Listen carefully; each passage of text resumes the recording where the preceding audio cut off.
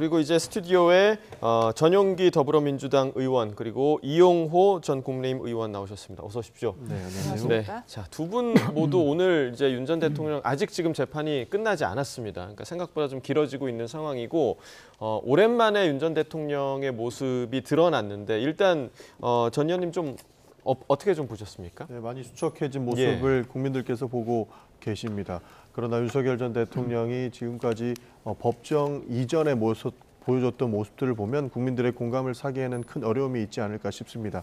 앞으로의 재판도 많이 중계가 될 것으로 예상됩니다. 왜냐하면 법원에서 이례적으로 하급심도 이렇게 중계가 될 수 있도록 허가를 했기 때문인데요. 앞으로의 재판 과정들을 지켜보면서 과거에 12.3 계엄 때 있었던 일들 그리고 이후에 있었던 일들을 차근차근 되짚어보는 계기가 됐으면 좋겠습니다. 예, 자, 윤 전 대통령 85일 만에 법정에 나왔는데 그 전에 우리가 봤던 모습보다 좀 굉장히 수척해지기도 했고 머리도 짧아지고 했더라고요. 어떻게 보셨습니까? 한때 대한민국의 대통령으로서 당당하게 활동하는 모습을 국민들이 기억하고 있는데 그것과 비춰봤을 때 매우 초췌하고 또 그 목소리도 뭐 대답할 때 굉장히 작은 목소리로 대답하는 거 이런 것들을 보고 참 많은 생각을 하게 됐습니다. 사실 한때는 뭐 저희 국민의힘의 대통령으로서 활동을 했었는데 건강도 많이 악화된 것 같고요. 심적으로도 많이 지금 위축되어 있는 것이 아닌가 생각합니다. 권력이라고 하는 것이 얼마나 무상하고 또 허탄한 것인가 하는 것을 몇 개월 만에 우리가 보고 있는 것이고요. 지금 권력의 자리에 있는 사람들도 저런 모습을 보면서 늘 주변을 경계하고 스스로가 내가 왜 이 자리에 있는가를 늘 생각하면서 국민을 위해서 정치하는 것이 필요한 것이 아닌가 이런 것을 좀 반면교사로 삼는 그런 장면이라고 저는 생각합니다. 예. 자, 오늘 윤 전 대통령의 조금은 달라진 모습이 지지층에게는 또 어떤 메시지를 줄지 그리고 지지층의 영향은 어느 정도 좀 예상이 되는 영향이 있을 것 같고요. 중도층에는 또 어떤 영향을 줄지 좀 어떻게 좀 예상하세요? 머리를 짧게 잘랐지만 염색하지 않고 수척해진 모습을 보이기 때문에 아무래도 지지층에서는 크게 동요가 있을 것으로 예상하고 있습니다. 아마 중도층에서도 해당 모습만 보면은 충분히 동요할 수 있을 만한 일들이 보이기는 하지만 그동안 윤석열 전 대통령이 수사 과정 중에서 그리고 여러 가지 특검에서 조사 과정 중에서 보여줬던 모습들을 종합적으로 평가할 것이기 때문에 지지층들은 크게 흔들 것으로 예상을 하는데 중도층 입장에서는 아무래도 실체적 진실을 바라보는 모습들을 좀 더 심도 깊게 바라보지 않을까 싶습니다. 예. 자, 앞서도 저희가 잠시 언급을 했습니다만 윤 전 대통령 측에서 재판부의 판단은 광풍이 지난 후에도 역사에 남는다. 법리에 따라서 판단을 해주길 바란다. 이런 발언들을 하는 걸 보면은 어쩌면 이번 재판에서도 좀 여론전에 몰두하고 있는 게 아닌가 이런 생각도 들거든요. 물론 그런 측면도 있지만 지금 재판하고 있는 것들, 지금 특검이 하고 있는 모습들을 보면 이게 광풍이라고 느껴져요. 우리 야당의 입장에서 또 국민의 뭐 모든 사람이 같은 생각을 하는 건 아니겠지만 지난 계엄은 잘못됐다고 생각하지만 그리고 또 탄핵은 뭐 당연히 이제 역사적으로 이제 지난 얘기가 됐고요. 그러나 이것이 내란인가 하는 부분에 대해서는 많이 법적 전문가들도 의견이 엇갈리고 있는 상태이기 때문에 이게 어떤 감정의 부분을 빼고 차근차근 헌법과 법률에 따라서 재판하는 게 맞을 텐데 지금 특검이 보이는 모습은 무차별적으로 압수수색에 나서고 별건을 수사하고 이런저런 모습들이 볼 때 정말 이게 정권 초반에 국민을 통합하는 모습보다는 오히려 정적을 제거하고 야당의 뿌리를 흔들고 민주주의를 파괴시키는 그런 모습을 보고 있다. 그래서 광풍이라고 생각하는 것이고요. 그것은 뭐 윤석열 대통령 측만 아니라 상당수의 국민들도 그렇게 생각하고 있다. 저는 그렇게 생각합니다. 네. 기본적으로 광풍 같은 경우에는 윤석열 전 대통령이 자초한 일도 있다고 봅니다. 여러 가지 수사 상황은 지금까지 수사를 막아왔기 때문에 3대 특검이 이제 와서 들어와서 수사를 하고 있어서 조금 과하다라고 국민의힘에서 반응하는 것인데 내란 특검과 관련해서는 특검이 수차례 윤석열 전 대통령을 조사하고자 했지만 실패했습니다. 조사를 거부하는 모습을 보여왔는데 사실상 윤석열 전 대통령 같은 경우에는 법치주의를 강조했던, 그러니까 법 권위 중에서는 최고 권위자였거든요. 그러나 그 법에서 보여주고 있는 조사 여부나 뭐 수사 과정 중에 보여줬던 모습들은 정말 못 볼 걸 다 보여줬다라고 보는 겁니다. 그러다 보니 그 내용들이 특검의 입을 통해서 생생히 국민들께 전달이 되었고 끌고 나와야 된다라고 하는 주장까지 난무했었기 때문에 그 과도하다라고 하는 측면들은 일부 윤석열 전 대통령이 거부하는 과정 중에서 만들어낸 경향도 있다라는 말씀 드리고 싶습니다. 네, 그렇게 이게 사법적인 문제로 넘어갔잖아요. 그러니까 검찰에 이제 특검까지 만들어서 야당이 더구나 지명한 특검이 지금 하고 있는 거 아니겠어요? 그러면 특검에 맡기고 나머지는 사법부에 맡겨야 될 텐데 이 특검을 지원하는, 특검을 간섭하고 또 뒤에서 독려하는 민주당 내 특검위원회라는 걸 만들지 않았습니까? 뿐만 아니라 사법부가 해야 되는 당연한 이 재판관을 못 믿겠다.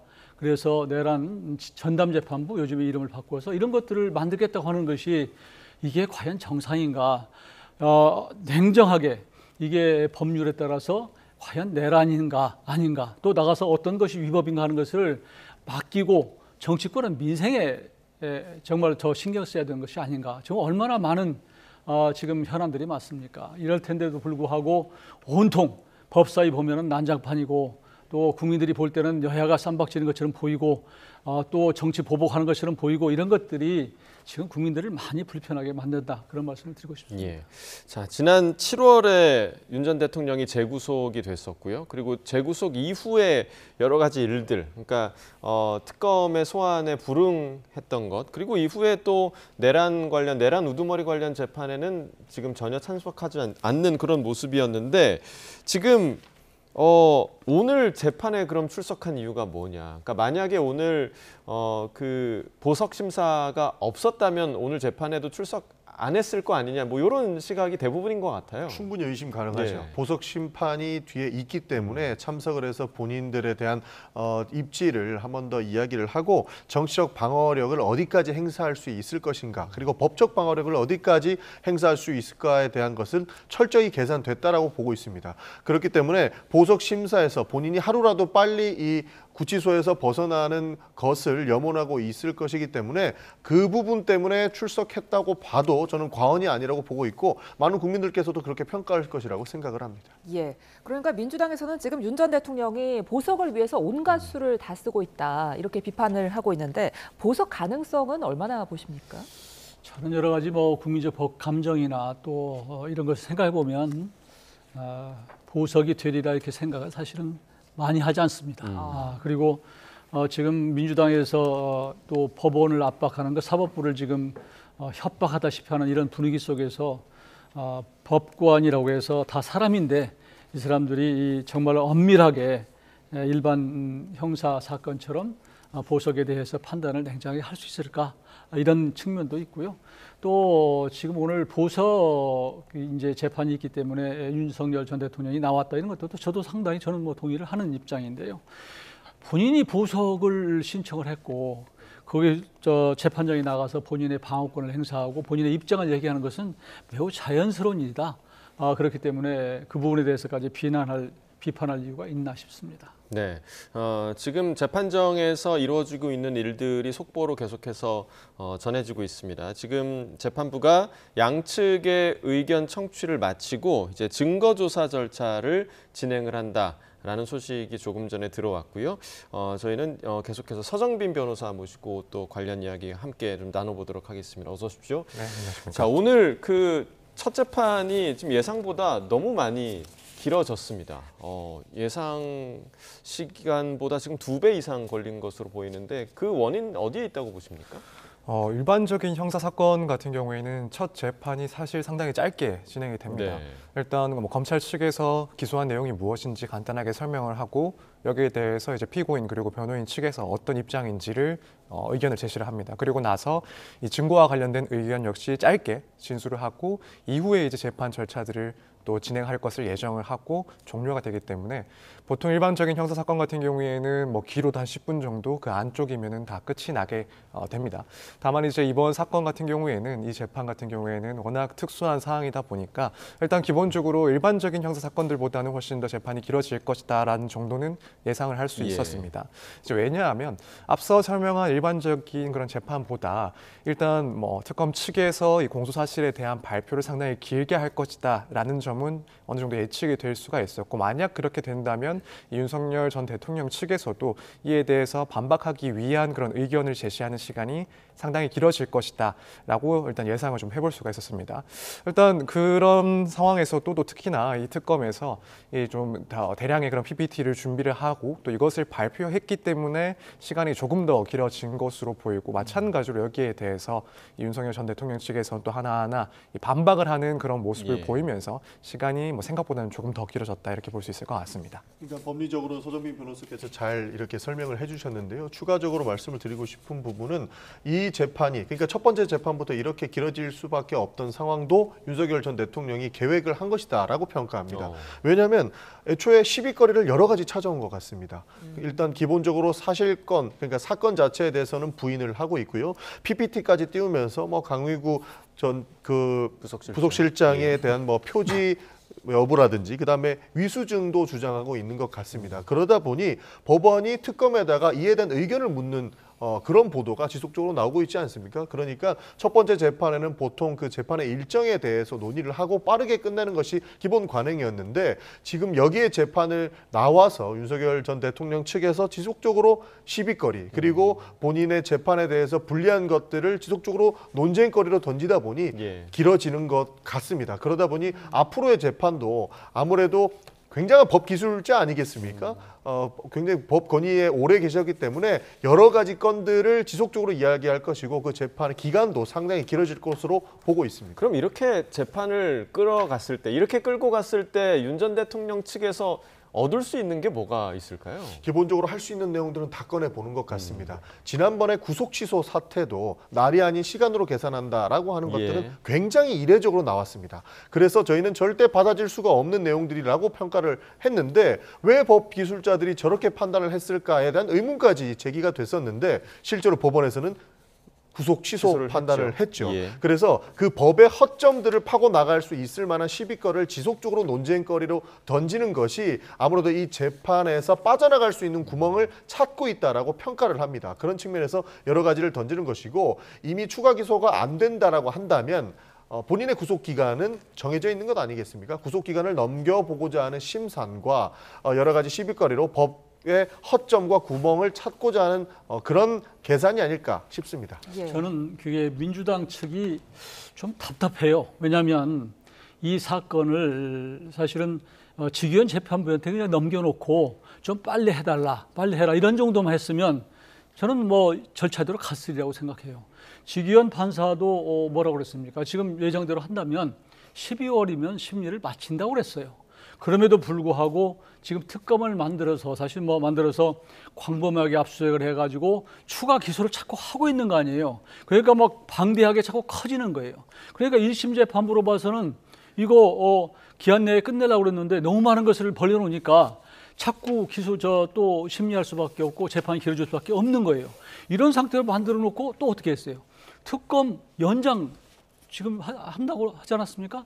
이렇게 해서 어려운 상황을 만들어 놓고 또 빨리 안 끝낸다 그러고 또 그 재판부를 못 믿겠다고 특별 재판부를 만들고 이러다 보니까 이제는 답답한 상황이 민주당이 된 상황이다. 저는 그렇게 보고 저는 다시 말씀드리지만 이런 것들은 다 사법부에 넘겨놓고 민주당은 본연의 정치권은 본연의 정치, 민생을 챙기는데 집중하는 것이 맞지 않나 저는 그렇게 봅니다. 예. 조금 전에도 말씀 주셨던 것처럼 민주당이 사법부를 왜 압박하냐, 그리고 직위원 재판부를 왜 압박하느냐라고 말씀 주시는데 지금까지 직위원 재판부가 보여줬던 모습들은 기본적으로 침대 축구라고 평가합니다. 굉장히 빨리 끝내고 빨리 결정할 수 있는 부분들도 늘어뜨렸다는 말이죠. 그리고 구속 취소라고 하는 초유의 사태도 만들어놨기 때문에 국민적 신뢰를 일단 못 받고 있는 것이고, 저희가 압박을 해서 그런지는 모르겠습니다만, 그리고 내란 전담 재판부의 법안이 발의되고 난 이후에 부랴부랴 사법부에서 형사 25부를 통해서 보강도 하고 신속 재판을 2심부터는 이뤄내겠다라고 하는 결정을 냈던 겁니다. 이것은 한 4, 5개월 전부터 결정할 수 있었음에도 불구하고 하지 않았고, 우리가 지속적으로 이 문제 제기를 하니까 사법부가 이런 결정들을 한 것이거든요. 그렇기 때문에 가만히 믿겨놓고 모든 대한민국 민주의 역사에 남을 이 재판을 한 명에게 맡겨놓을 수는 없다라고 하는 측면에서 직접적으로 의견을 내는 걸로 봐주시면 좋을 것 같습니다. 아니 근데 그 부분도요. 직위원 재판부가 대법관이 아니잖아요. 대법원이 아니잖아요. 그러니까 1심이란 말이에요. 1심에서 판단해서 또 이게 2심에서 다시 올라가서 또 받고 나중에 이제 대법원까지 가는 것이기 때문에 문제는 제가 보기에는 직위원 재판부에 대한 그 불신, 이것 때문에 직위원 판사를 바꾸고자 하는 마음이 앞서 있는 거예요. 그러다 보니까 이렇게 됐고, 자꾸 뭐 침대 축구 뭐 재판이라고 그러는데 이 부분에 관해서도 사실 이재명 대통령의 선거법 부분 이런 걸 사실 되돌아보면 사실은 할 말이 없지 않나 저는 이렇게 봅니다. 예, 알겠습니다. 사법부에 관한 이야기는 저희가 조금 뒤에 좀 더 나눠보기로 하고요. 다시 오늘 재판으로 좀 돌아와 보겠습니다. 지금 윤 전 대통령의 추가 기소 재판 2시간 가까이 진행 중입니다. 특검 측에서 25분가량, 윤석열 전 대통령 측에서 45분가량 모두 진술을 했고요. 지금 재판부는 양측 의견 청취를 마치고 증거 조사를 하는 절차를 진행 중이라고 합니다. 자, 서정빈 변호사님, 지금 증거조사 절차를 진행 중이면 재판이 이제 막바지에 다다랐다고 볼 수 있을까요? 네, 그렇게 볼 수 있을 것 같습니다. 이제 증거와 관련해서 특검 측에서 제시한 증거들이 어떤 것들이 있는지 증거 목록을 이제 확인을 할 거고요. 이걸 보고 이제 윤 전 대통령 측에서는 각각의 증거들에 대해서, 특히나 증거에 대해 동의할 수 없는 그런 증거들이 포함되어 있는지 이런 것들을 정리를 해서 의견을 제시하게 됩니다. 이제 다만 시간이 그래도 일반적인 사건보다 조금 더 길어질 수 있는 부분은 아무래도 이 사건의 혐의도 무척 방대할 뿐만 아니라 또 내용 역시도 복잡하기 때문에 이 증거량이 무척이나 많을 겁니다. 그렇기 때문에 이 증거 목록 자체도 상당히 많을 것이고, 여기에 대해서 입장을 이제 정리를 해서 발표를 하는데 보통의 사건보다는 시간이 조금 더 걸릴 수 있긴 합니다.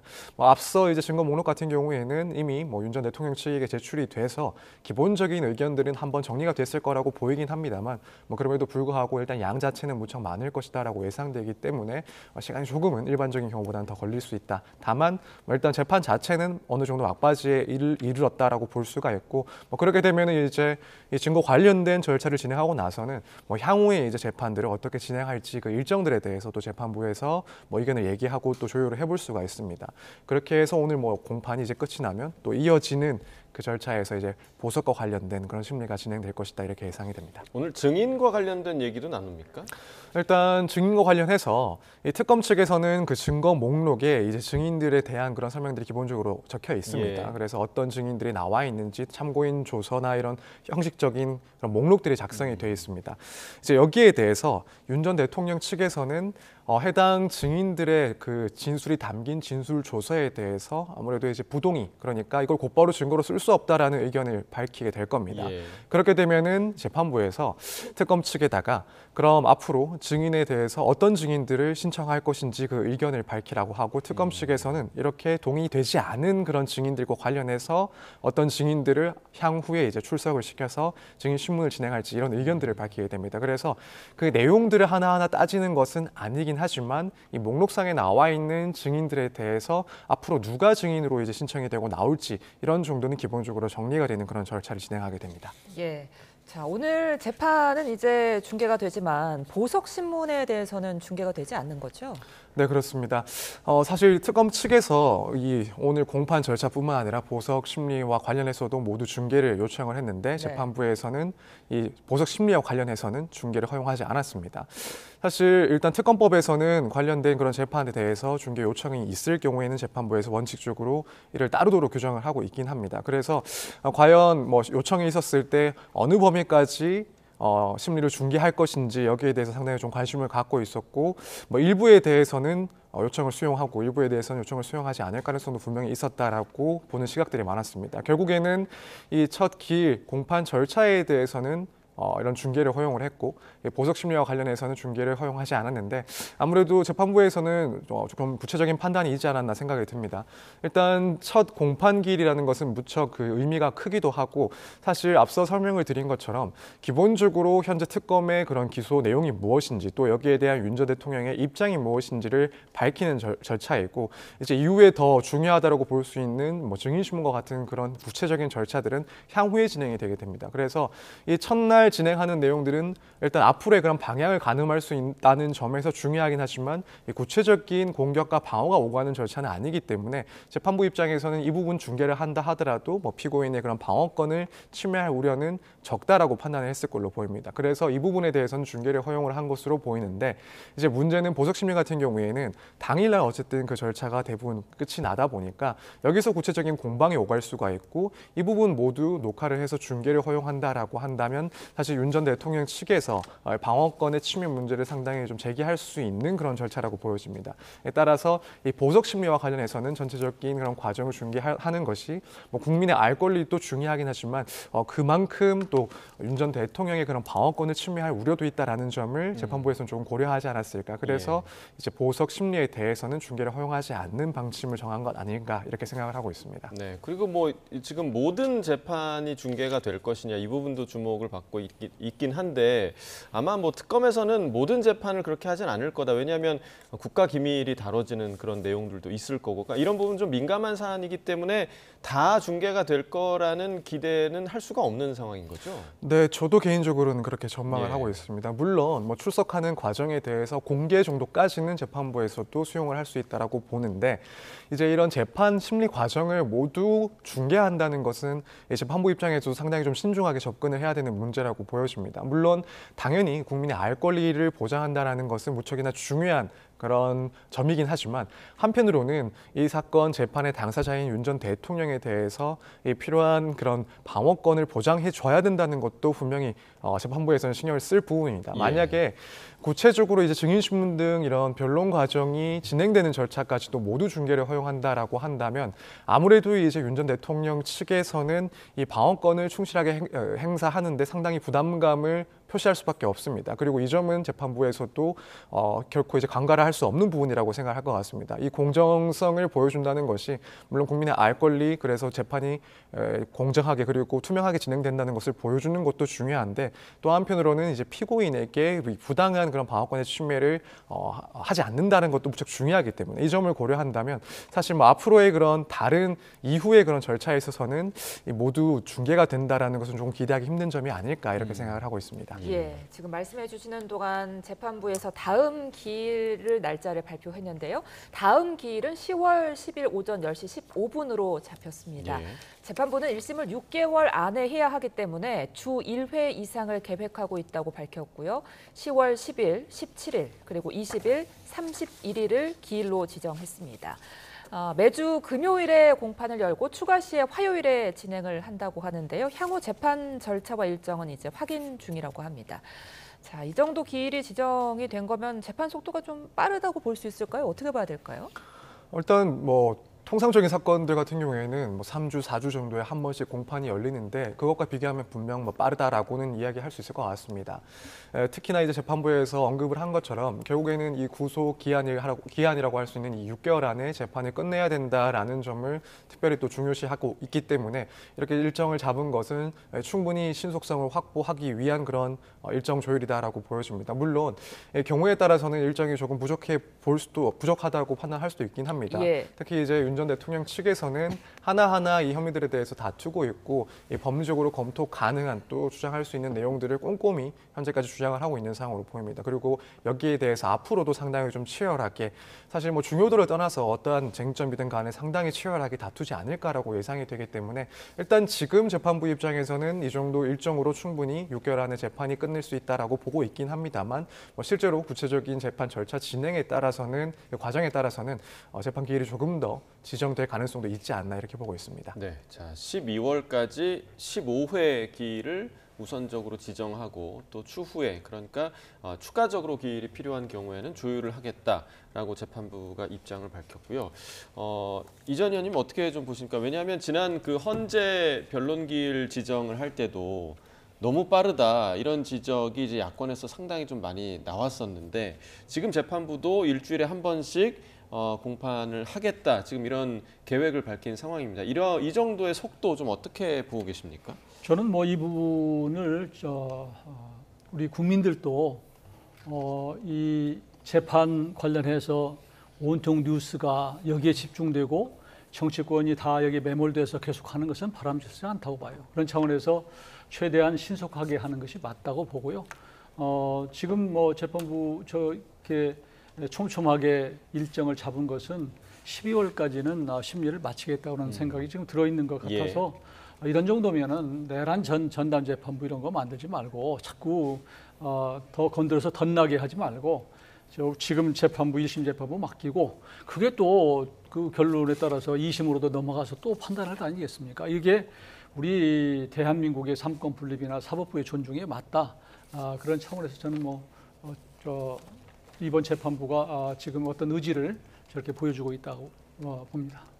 네, 지금 방금 소식이 들어왔습니다. 첫 재판이 2시간여 만에 조금 전에 종료가 됐다라고 지금 소식이 들어왔고요. 이어서 아마 바로 이제 보석 신문이 이루어질 것으로 보이는데 물론 이제 지금 첫 재판에 대한 영상이 저희한테도 아직은 들어오지 않았습니다만 보석 신문에 대한 영상은 지금 공개되지 않을 예정이고요. 이 자리에서 지금 윤 전 대통령 측이 그동안 주장했던 대로 뭐 건강 문제를 계속 좀 강조할 것으로 보이죠. 어떻게 좀 예상하세요? 네, 그렇습니다. 지금 윤 전 대통령 측에서 이제 보석을 이제 청구를 하면서 주장하고 있는 두 가지 정도를 이야기를 하자면 하나는 이제 건강상의 그런 문제 그리고 또 하나는 이 피고인의 방어권 보장을 위해서 이 보석이 필요하다라는 주장을 하고 있는 것으로 알고 있습니다. 그렇기 때문에 뭐 재판부에서는 당연히 이런 점들 중점적으로 해서 오늘 심리 그리고 앞으로의 판단에 이제 고심을 할 것이다 이렇게 보여지고 이제 결국 건강상의 문제와 관련해서 이 아무래도 구속되어 있는 상황에서 실제로 건강이 상당히 좋지 않다라고 한다면 이 구속이 계속 길어졌을 때 이 되돌릴 수 없는 그런 건강상의 문제가 발생할 우려가 있다라고 판단이 된다면 아무래도 이제 법원 입장에서는 이 불구속 상태에서의 재판을 고려할 수밖에 없을 겁니다. 물론 이것을 판단하는 데 있어서는 구체적인 그런 자료들이 제시가 돼야 될 겁니다. 다만 실제로 이제 그런 자료들이 제시될지에 대해서는 조금 의문을 갖는 시각들이 많이 있는 것 같습니다. 앞서 뭐 내란과 관련된 그 혐의 재판에 있어서도 일단 뭐 구치소 입장에서 봤을 때 그 의견들을 봤을 때는 건강상 출석이 어려울 만한 그런 문제들은 보이지 않는다라는 그런 의견을 또 내보내기도 했었고 뭐 추가적으로 이제 윤 전 대통령 측에서 뭐 관련된 뭐 의사의 소견서라든가 혹은 진단서가 제출되었다면 이제 이 부분이 조금 중요해질 수는 있을 것 같습니다. 이제 또 하나는 피고인의 방어권 보장을 중요한 이유로 또 삼고 있긴 한데 이제 지금 윤 전 대통령 측의 그런 입장을 정리를 하자면 결국에는 뭐 앞서 진행 중이던 그런 내란 재판도 무척이나 일정이 상당히 상세하게 집요하게 진행이 되고 있는 상황이고 거기다가 지금 이 재판까지도 진행을 하기 위해서는 결국에는 뭐 변호인의 접견들도 상당히 자주 진행이 돼야 되는데 아무래도 구속 상태에서는 그런 것들에 이제 제한이 있을 수밖에 없기 때문에 이 방어권에 중대한 그런 침해가 발생할 수 있다라는 점을 들고 있는 상황입니다. 일단 뭐 변호인 측에서는 당연히 주장할 수 있는 부분이긴 한데 이제 뭐 법원 입장에서는 이런 점들을 고려해서 그밖에 뭐 도주의 우려라든가 증거 인멸의 우려까지도 함께 판단을 할 겁니다. 또 한편으로는 실제로 이제 방어권이 심각하게 제한되고 있는지 여부를 판단하는 데 있어서 사실 뭐 그동안에 그런 수사기관에서의 그런 특검에서의 그런 출석이 어떻게 진행됐는지 또 다른 재판이긴 하지만 내란 혐의와 관련된 재판에 있어서도 뭐 출석이라든가 이런 방어권 행사들이 어떻게 진행됐는지 여부도 사실상 함께 고민해 볼 수 있는 그런 지점이다라고 보여지기 때문에 여기에 대한 판단은 뭐 법원의 입장에서는 이 다양한 사정들을 상당히 고려할 것이다 이렇게 보여집니다. 네, 알겠습니다. 일단 서정빈 변호사와는 여기까지 이야기를 좀 나누겠고요. 오늘 말씀 고맙습니다. 저희는 계속해서 전용기 의원 그리고 이용호 전 의원과 이야기를 좀 이어가도록 하겠습니다. 이제 그 보석 신문이 이어질 것으로 보이는데 지금 재판부가 보석 신문에 앞서서 중개 불가 결정에 대한 이유를 설명하고 있다라는 소식이 지금 들어왔고요. 앞서 이제 뭐 보석신문이 지금 이용호 전 의원께서는 보석이 될 가능성에 대해서 그렇게 크게 보지는 않는다라고 의견을 전해주셨는데 그동안 사실 뭐 방어권 보장의 측면에서는 윤 전 대통령 측에서 그 변호인 접견 같은 경우는 일반적인 것보다 훨씬 더 많이 하고 있다라는 비판이 좀 제기됐었기 때문에 이 부분도 재판부가 좀 어떻게 판단할지 좀 궁금하거든요. 어떻게 좀 예상하세요? 실제로 영향을 미칠 겁니다. 저희가 뭐 특검을 만들었으면 됐지 특검 특위까지 만들어가지고 전방위적으로 압박을 해서 되겠느냐라고 국민의힘에서 계속 비판을 해주는데요. 특검 특위가 결국에는 윤석열 전 대통령의 구치소 내 특혜를 확인했고 실제 다른 재소자들보다 굉장히 많은 시간을 할애해서 이렇게 면회를 했던 것을 밝혀냈습니다. 그렇기 때문에 그 부분들이 아무래도 영향을 미칠 수밖에 없다라고 보는 것이고요. 그렇게 보석 결정에 내서는 안 된다라고 하는 그 근거들을 저희가 뒷받침했다고 보고 있습니다. 예. 그런 측면에서 아마 저도 보석 결정은 되지 않을 것이다라고 보고 있고요. 추가적으로 보석이 될 거였으면 헌법재판소에서 탄핵이 안 됐을 겁니다. 지금 이미 헌법재판소에서 해당 사건에 대해서는 굉장한 부인을 해왔고 그 부인 속에서 헌법재판소는 결국에 윤석열 전 대통령이 중대하게 헌법 위반의 소지가 있다라고 해서 파면 결정을 하지 않았겠습니까? 파면까지 된 헌법 위반 소지가 높은 그런 재소자를 보석을 해준다라고 하는 것은 국민 상식선에도 맞지 않을 것이고 아마 법원도 그런 판단을 하지 않을 것이라고 보고 있습니다. 예. 자, 이런 상황 속에서 민주당은 내란 전담 재판부 입법을 준비 중인데요. 이와 관련해 천하람 개혁신당 원내대표 오히려 윤 전 대통령의 석방만 빨라질 거라고 주장하기도 했습니다. 그 내용 듣고 오겠습니다. 이 법이 통과되면 윤석열 전 대통령은 100% 석방됩니다. 윤석열 전 대통령은 기쁨의 어퍼컷을 하면서 지기현 판사에게 위헌 법률 심판 재청 신청을 할 것입니다. 지기현 판사는 법원 행정처도 위헌이라고 한 법률을 헌법재판소로 보내지 않을 수 없습니다.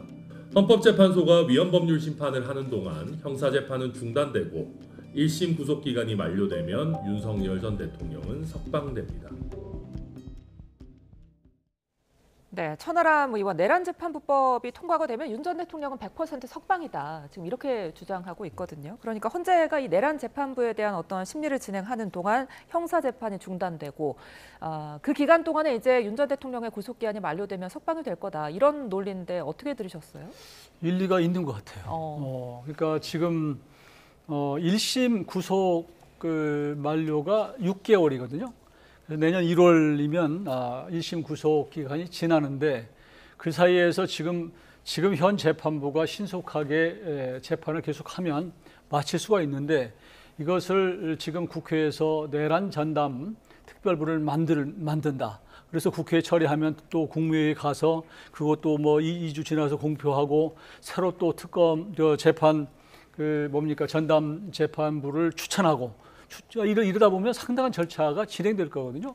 그리고 새로운 재판부가 특별 전담 재판부가 있으면 나오면 그것도 재판부도 또 기록을 봐야 할 거 아니에요. 그동안에 여러 가지 그런 검토 기간도 필요하고 또 한 가지는 지금 천하람 의원이 얘기한 대로 이 법이 통과되면 지금 위헌 소지가 아주 많아요. 사실상 위헌이다 이렇게 보는 시각이 많기 때문에 틀림없이 위헌 재청 심판을 헌재 심판을 청구할 거예요.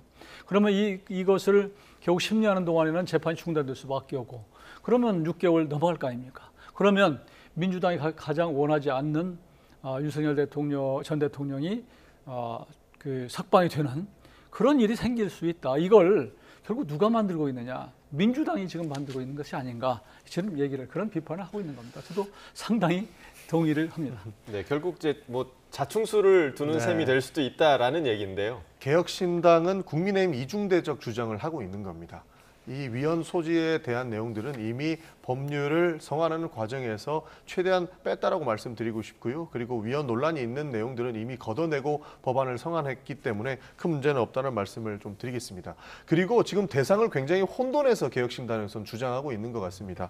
아마 내란 전담 재판부가 들어온다면 내란 전담 재판부가 들어올지에 대한 위헌 심판을 거는 것인데 지금 재판 중인 재판부에 대한 위헌 심판은 아니기 때문에 재판 중인 재판부는 그대로 심리를 진행할 수 있는 겁니다. 그런데 이것을 혼용해서 마치 내란 특별재판부의 법이 통과되면 지금 재판하고 있는 재판부도 위헌 심판의 대상이 되는 것처럼 이야기를 해서 재판이 멈춰진다라고 하는 것은 저는 근거가 부족하다고 말씀을 좀 드리고 싶습니다. 그리고 과거 위헌 논란이 있었다라고 하는 것은 내란 특별재판부에 관련된 겁니다. 그러니까 우리 헌법상 법관 외의 법관, 그러니까 법원 외의 법원이 생기는 것은 위헌입니다. 예. 그러나 전담재판부 같은 경우에는 지금도 지식재산권을 전담으로 하는, 그러니까 특정 사건을 집중으로 담당하는 전담부의 신설은 위헌이 아니고 그것은 조직 체계의 문제이거든요.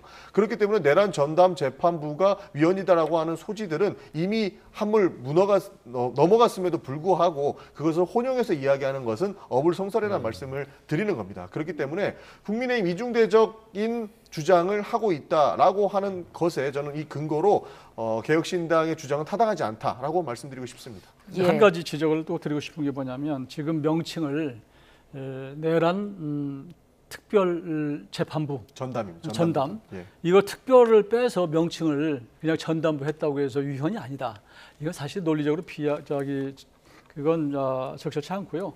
지금 위헌의 가장 소지는 뭐냐면 판사는 랜덤으로 무작위로 사실은 이게 배정되도록 돼 있는데 이 판사를 사실상 정치권에서 더구나 지금 민주당 안에 보면 법무부에서 지금 추천위원도 들어가서 한다는 거거든요. 그래서 이 사법부가 고유하게 무작위로 판사를 배정하는 것, 이것을 막는 것 자체가 위헌이다. 이런 얘기이기 때문에 저는 지금 말씀하시는 거 가지고는 납득하기 어렵다. 이 부분 그 판사를 랜덤으로 배정한다라는 부분은 좀 보는 견해, 그러니까 어느 측면에서 보느냐. 그러니까 재판부들이 그 사법부에서 판사를 랜덤으로 배정을 하는 거냐, 아니면 재판을 받는 사람들이 랜덤의 판사들에게 재판을 받을 권리가 있다라고 얘기는, 이 해석의 차이가 좀 있더라고요. 그러니까 지속적으로 국민의힘에서 원칙적으로, 그러니까 랜덤을 해서 재판부를 배정해야 된다라고 하는데 그 근거가 어디 있냐?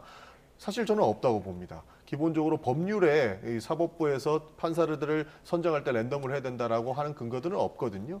어디에서 그 얘기를 하느냐? 그러니까 사법부도 혹시 모를 객관성을 유지하기 위해서 판사들을 랜덤에서 뽑을 수 있게끔, 그렇게 배당하게끔 하는 관행들을 가지고 있었던 것인데, 그것이 마치 법률의 근거에서 하는 것처럼 얘기하는 것은 저는 호도에 불과하다고 이야기를 하는 겁니다. 그리고 조금 전에 말씀드렸던 것처럼 헌법 내에서, 그러니까 위헌 법률 심판이 걸리지 않게끔 저희가 법안을 성안했고 구성을 했다고 말씀드리는 건데, 우리 헌법은 법관의 지위를 명확하게 규정하고 있고 법원 외의 법원은 인정하고 있지 않습니다. 그렇기 때문에 내란 전담재판부로 법원 안의 조직에서 해당하는 전담재판부를 두겠다고 하는 것이고, 여러 추천위원을 구성해서 추천을 하더라도 결국에는 대법원장이 임명하기 때문에 헌법과 법률에서 명시한 법관의 지위는 충분히 보장한 이후에 전담재판원을 구성하는 것이기 때문에 위헌과는 거리가 멀다라고 말씀을 드리는 겁니다. 예, 오늘 이제 갤럽 여론조사에서 내란 재판부에 대한 조사가 있었는데요. 그러니까 현행 유지가 41%, 그리고 내란 전담 재판부를 설치해서 이관해야 한다는 의견이 38%가 나왔어요. 오차 범위 내에서 지금 엇비슷하긴 한데 그럼에도 불구하고 현행 유지가 좀 더 높거든요. 우리 국민들이 지금 이런 민주당의 몰아치기 분위기 속에서도 그래도 냉정하게 이성적으로 판단하고 깨어있는 시민들이 많다. 저는 그렇게 생각을 합니다. 지금 요즘에 조사를 해보면 옳고 그름의 문제보다는 오히려 어느 진영에 속한 국민이냐에 따라서 여론이 달라져요. 사법부 조희대 대법원장의 사퇴, 이런 것들도 심지어 사퇴해야 된다는 여론이 많은 거 보면 그런 여론조사가 있더라고요. 그런 거 보면은 지금 옳고 그름의 문제가 아닌데도 불구하고 이번 내란 전담 재판부는 안 된다라고 하는 게 오차 범위 내이긴 하지만 많게 나온 것은 지금 민주당 지지자들 가운데서도 반대하는 사람이 있고, 심지어 지금 이재명 대통령의 지지도가 50% 중반, 60% 이상이 왔다 갔다 하는데 이분들의 상당수가 이걸 안 된다고 하는 거예요. 이것을 깊이 지금 집권 여당이 인식을 하고 좀 더 엄중하게 접근할 필요가 있다.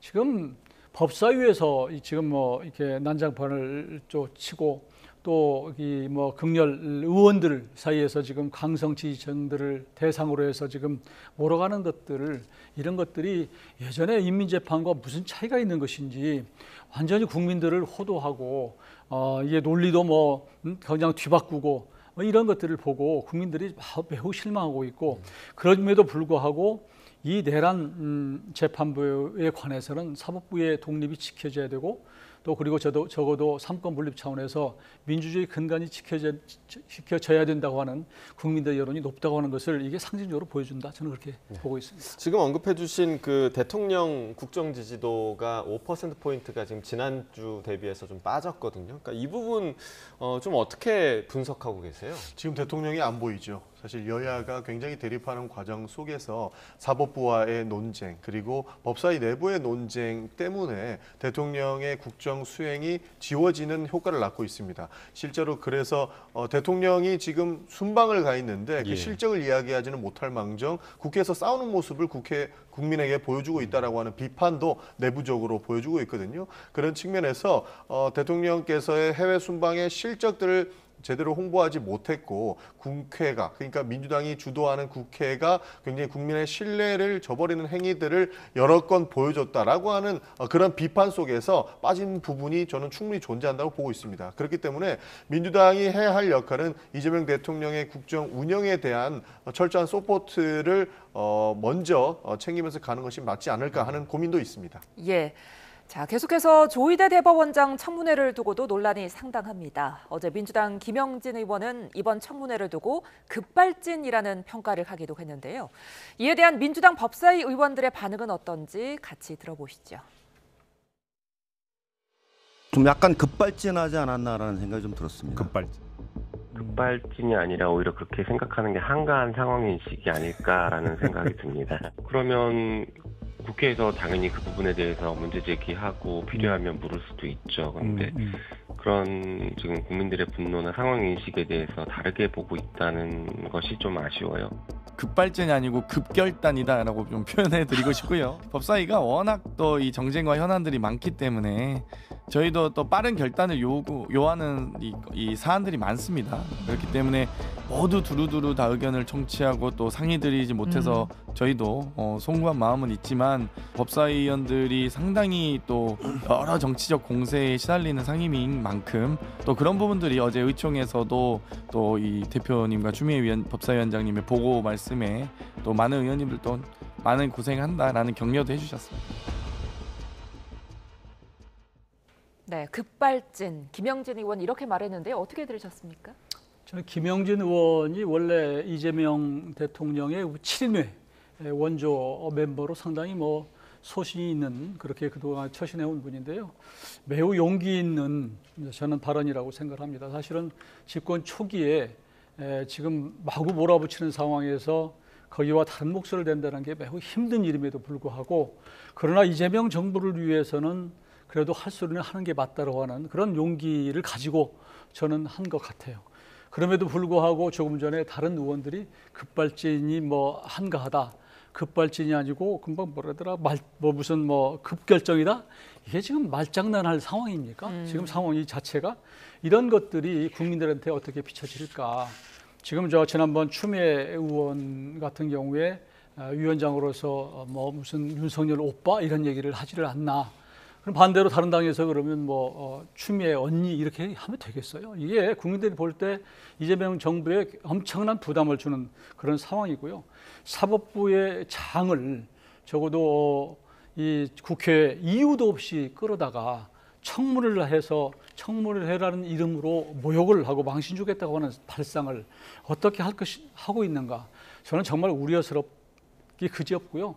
이런 장면 하나하나가 앞으로 대한민국의 민주주의가 혹시 또 이게 사법부가 정말로 훼손되는 상황이 생기면 이분들의 이름을 많이 기억할 것이다.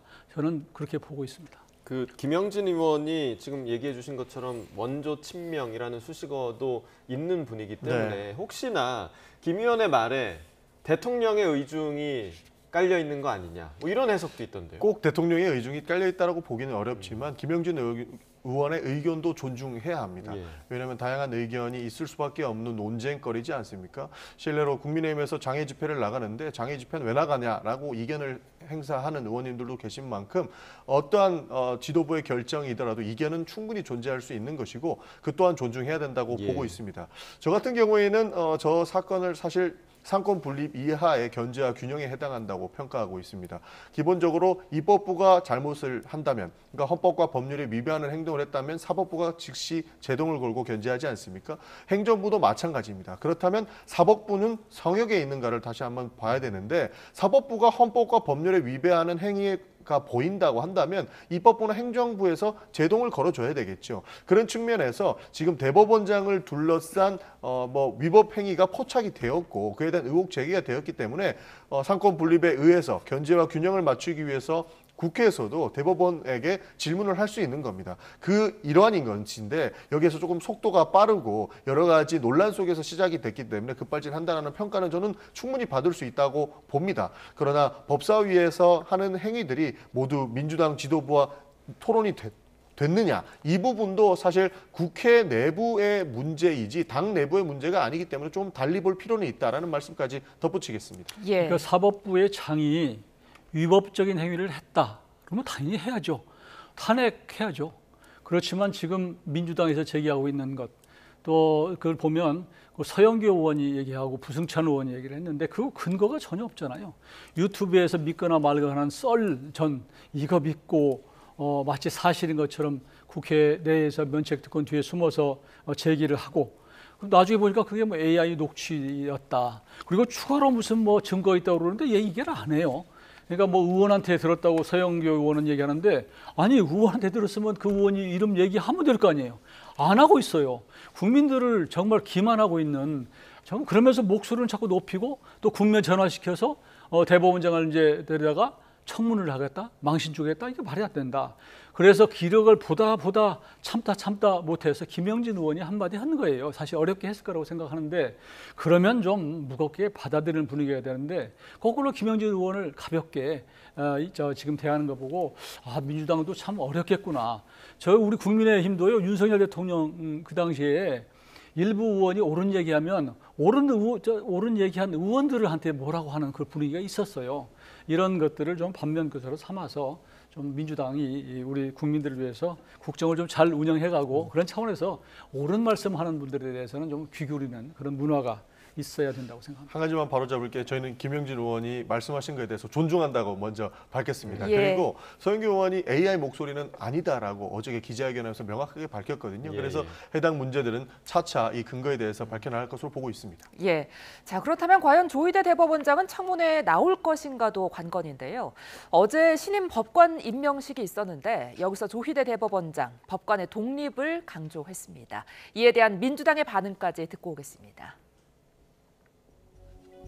우리 헌법은 재판의 독립을 증명하고 법관의 신분을 보장하고 있습니다.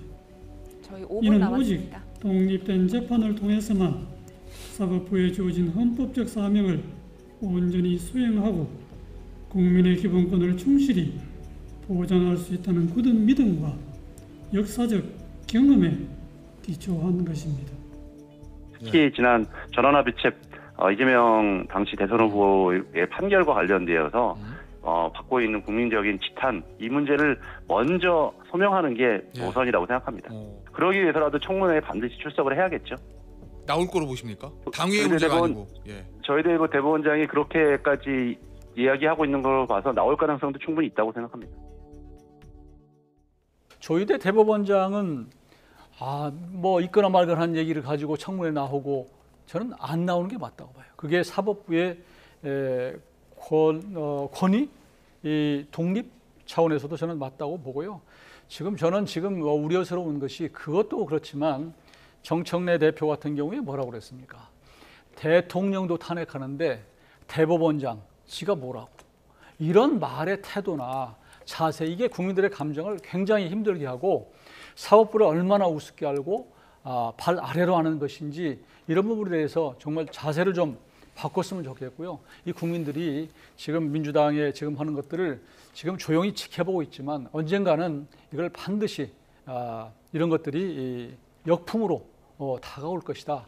그런 정말로 간절한 조언을 드리고 싶습니다. 네, 지금 김용민 의원 같은 경우는 만약 나오지 않는다면 고발 조치를 하겠다, 또 뭐 대법원에 현장 검증을 가겠다, 뭐 이렇게까지 강경하게 나오고 있는 상황인데 이 부분에 대해서는 좀 어떻게 보세요? 조금 전에 말씀드렸던 것처럼 법원도 성역은 아니고 대법원장도 성역화해서는 안 된다라고 보는 겁니다. 예.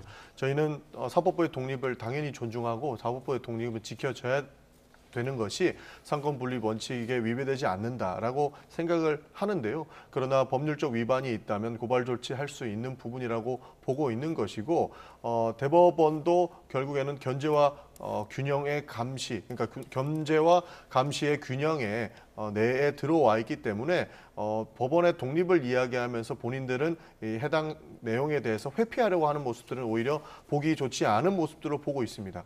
그리고 하나만 추가적으로 말씀드리면 우리가 사법개혁을 하겠다라고 하면서 입법부가 여러 가지 개혁안들, 법률안들을 냈을 때 사법부에서 뭐라고 했습니까? 우리는 동의할 수 없다. 문제가 있다라고 얘기하지 않습니까? 그 부분을 가지고 우리가 입법 개입이다라고 얘기하지는 않지 않습니까? 그러니까 우리도 사법부에 문제가 있을 때 입법부가 감시와 견제의 역할을 하는 것이지 그것을 개입이라고 규정하기에는 어려움이 있다는 말씀 드리겠습니다. 예, 끝으로 정부조직법 이야기 해보겠습니다. 정청래 민주당 대표가 오늘 아침에 추석 전에 검찰청 폐지 소식을 들려드리게 해서 기쁘다. 검찰은 이제 권력을 휘두를 수 없게 됐다. 이렇게 자평했는데요. 어떻게 들으셨습니까? 그러니까 그 말 속에 검찰에 대한 본인의 감정이 숨어 있는 거예요. 검찰 이번에 힘 빠져서 잘 됐지라는 거예요. 이게 검찰 개혁의 기본적인 시작이 국민들, 어려운 범죄 피해자가 될 수 있는 국민들의 입장에서 뭔가를 보지 않고 우선 본인들이 검찰에 대한 미움 이런 것들을 갖고 한 것이 저런 발언으로 나오고 있는 것 같고요. 저는 이제 검찰청이 역사 속으로 이제 민주당 법 통과돼서 갔지만 앞으로 이제 실제로 시행될 때까지 상당한 시간이 필요하니까 정말 국민의 입장에서 피해가 되지 않도록, 그리고 이 자꾸 권력이라는 게 쪼개지면 좋지만 그러나 그 사이에 빈틈이 생기지 않도록 그런 차원에서 아주 세심하게 그 집행기관에서 그 내용을 너무 잘 알 거예요. 그러니까 정부가 총리 산하에 지금 TF가 있으니까요. 거기서 잘 규칙과 지침을 만들어서 보완을 하도록 하는 게 필요하다고 봅니다. 그러니까 지금 정부조직법을 보고 국민의힘에서는 너무 급하다. 그리고 검찰청을 폐지하고 분리하는 것에 대해서도 왜 이렇게 급작스럽게 결정하느냐라고 이야기를 해주시는데요. 검찰의 수사기소 분리 내용은 약 20년 전부터, 그러니까 노무현 대통령 때부터 논의되던 내용이었습니다. 그렇게 하나 둘씩 처리를 했고 21대 국회에서 저희가 수사기소 일부 분리를 해왔었죠. 그러나 결국에는 그 검찰의 권력에 의해서 대통령령을 개정하면서 다시 수사 범위를 확대해서 수사기소 분리에 대한 내용들이 다시 통합되는 그런 내용들이 발생을 했던 겁니다. 그렇기 때문에 저희는 과거부터 해오던 과제들을 이룩해오는 과정인 것이지 이것이 마치 급하게 나가는 내용들은 아니다라는 말씀을 정확하게 드리는 겁니다. 그리고 검찰청의 수사 기소 분리는 이미 당정 간에 어느 정도 협의가 끝났던 것이고 국민의 염원이 담긴 내용이기 때문에 정청래 당대표가 해당 발언을 했다. 이렇게 봐주시면 좋을 것 같습니다. 알겠습니다. 오늘 두 분 말씀 여기까지 듣겠습니다. 전용기 더불어민주당 의원, 이용호 전 국민의힘 의원과 이야기 나눠봤습니다. 고맙습니다. 네.